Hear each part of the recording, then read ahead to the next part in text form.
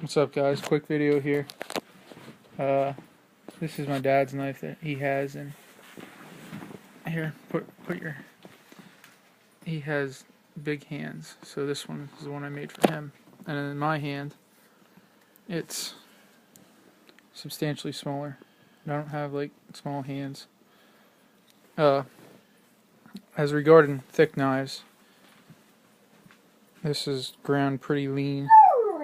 This was originally ground on a slack belt. This is a slack belt there. Then I just did a really quick regrind on it. Took me about 5 minutes or so. And the stuff he uses this for, looks are not a priority whatsoever. So this is the one he wants. Originally intended this as a cord cutter, but now it's just a pry bar end. But he likes this, so I'm happy with it. Now it's got a much leaner edge on it. It's probably really lean, actually. Oh, it's thicker up in here, obviously, but right at the very edge is really lean. Probably around 10 thousandths or so. And this one is one I just got done. This is going to Cliff. Has primary and secondary retention systems on it. Has this pin that goes through this lanyard tube on the front. This just pops out. And then you can adjust the tension with this screw here.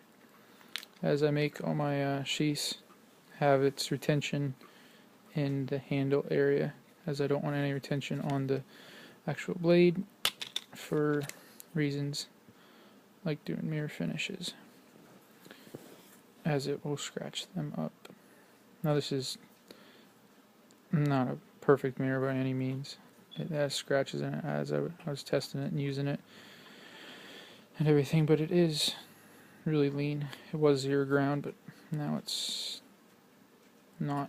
It's probably, I don't know, I'll say high 6 thousandths. This one is mirror bevels, 600 grit hand rub satin on the top, mirror rounded spine, jimping and checkering. Then here's this secondary part of this secondary retention system. This little notch here, the Kydex forms over this notch and then makes it harder to pull out. We also got ribs here that I put in with a 25 lines per inch checkering file, and then I went over that. You're not going to be able to see it on camera, but it's there's 75 lines per inch over that, so it has like a tacky feel. And then some little bit more jimping back here. I don't have a sandblaster, so I have to come up with other ways right now to make them textured and rough in the hand for grip. I mean, I put dish soap on my hands and got them wet and everything, and it felt pretty good in the hand, so that should work. But this is a test knife anyway. I just want to see how basically the zero grind on a mirror polish would cut, and how the CTS HXP would handle the zero grind. So far it's handled it well. On the zero grind it didn't.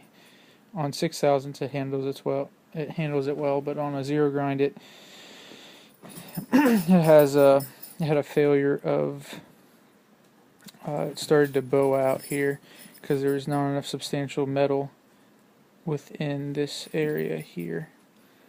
So now that I sharpened it once and got it a little bit thicker, it's substantially improved. I have no signs of bowing anyway. Edge retention isn't where I'd like it to be, but I guess that's probably because it's just really thin, and then it has a very low angle on it. Probably like 10 degrees per side, somewhere around there. But give you some closer shots of it.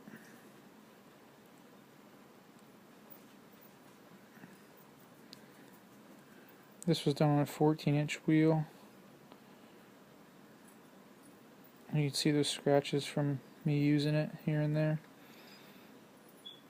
Normally that would bother me if I was going to sell it, but this is just going to be a test knife anyway, so it doesn't really bother me all that much. And there's a few fit and finish issues, like there's scratches in here from the belt that didn't get all the way out, and the lanyard tubes are not as smooth as they possibly could be, but it should cut pretty well. My main focus with this is just the performance of the knife, of the steel with mirror polish. See if he can notice a difference. And this retention system, I'm experimenting with different retention systems. Some people like really light retention, and some people like really strong retention. So I'd like to give all around without just having one in itself, like just, oh, you have light or hard. So with this you can kind of make it light or hard. And then of course if you really don't want it to come out, this goes in there,